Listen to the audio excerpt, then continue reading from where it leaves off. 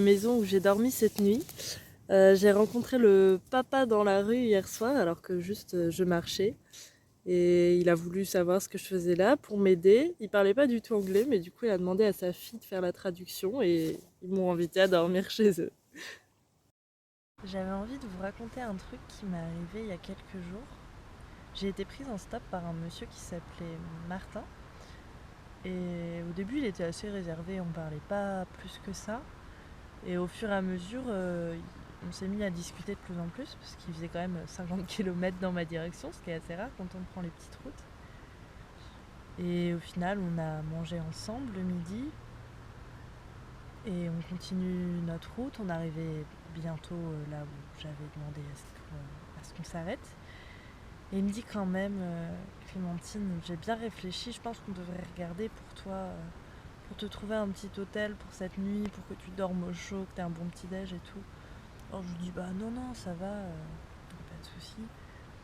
Et puis il me dit, ah si, vraiment, je pense qu'on devrait, je m'inquiète pour toi. Alors moi je lui dis, non, mais il n'y a pas de raison, ça va, merci beaucoup, mais non. Et puis du coup on arrive dans la ville prévue. Et il s'arrête, il monte la route pour continuer et il me dit, mais vraiment t'es sûr que tu veux pas que je te prenne un hôtel pour cette nuit?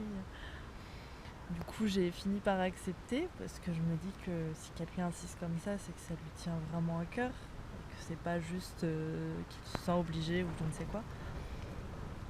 Et en fait ça m'a vraiment touchée, pas qu'il me paye l'hôtel en soi, mais qui s'inquiète comme ça pour moi.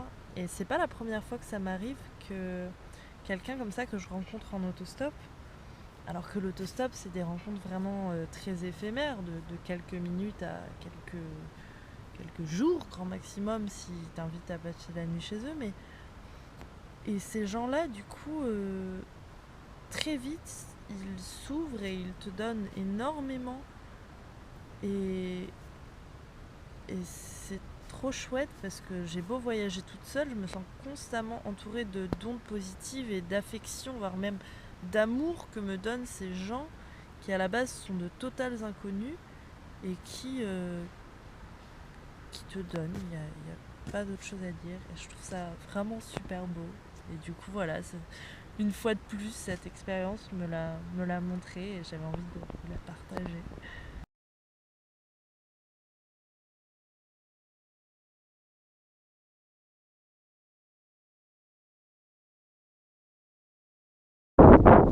Dans ce genre de situation, c'est vachement pratique Google Maps parce que ça te permet de repérer voilà, un endroit où tu peux accéder pour dormir.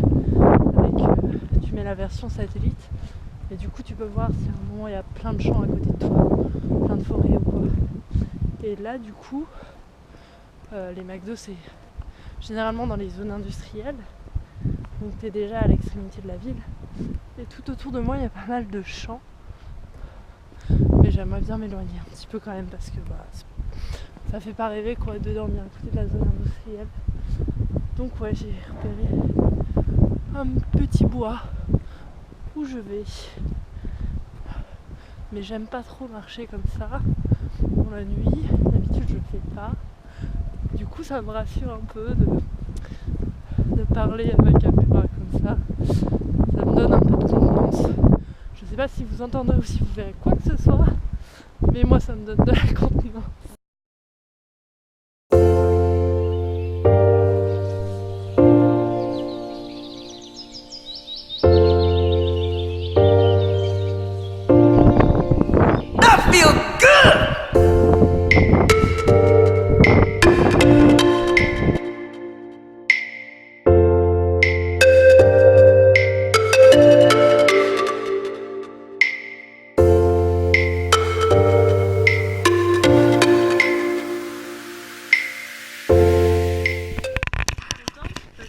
Je suis super contente parce que je viens de me trouver un très chouette endroit pour poser ma tente ce soir.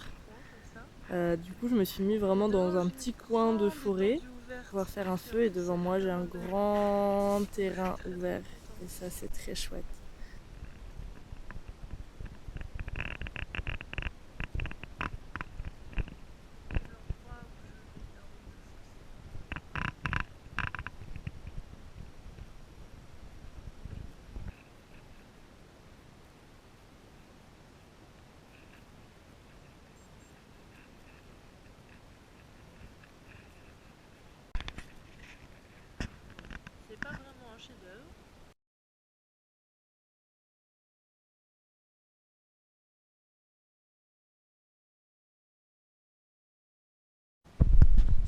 qui m'a pris en autostop.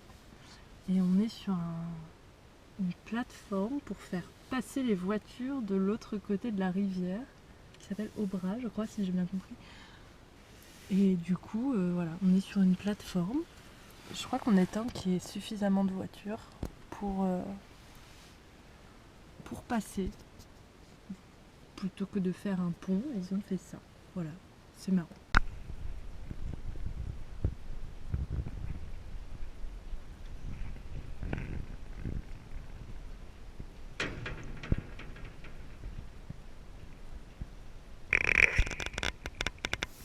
Là, ça fait 3-4 jours que je suis arrivée en Pologne et j'aime vraiment beaucoup ce pays, c'est très très beau. Il y a énormément de nature partout. Dans l'endroit où je suis, il y a plein de petits lacs et c'est très chouette de pouvoir se balader là-dedans tranquillement.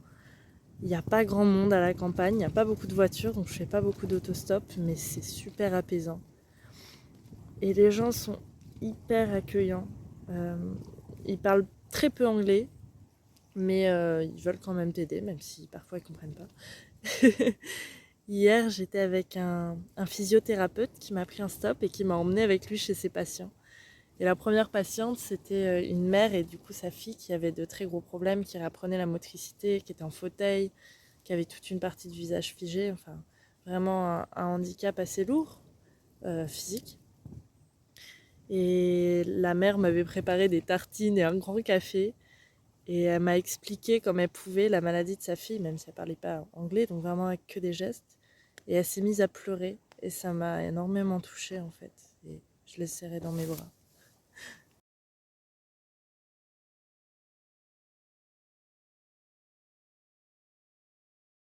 Meilleure pause déjeuner de ma vie sous un abribus parce qu'il s'est mis à pleuvoir. Voyez-vous ce bouleau que l'on reconnaît à son tronc tout de blanc vêtu ? Eh bien son écorce est en quelque sorte magique. Vous voyez là, elle est belle. Et les petits filaments là, qu'on essaye de prendre plus gros parce que sinon on n'a pas fini, ça peut remplacer les allumes-feu. Quand on galère à allumer un feu, ça brûle très très bien, très très facilement et un petit peu longtemps, suffisamment pour faire prendre des brindilles. Du coup, c'est très très pratique.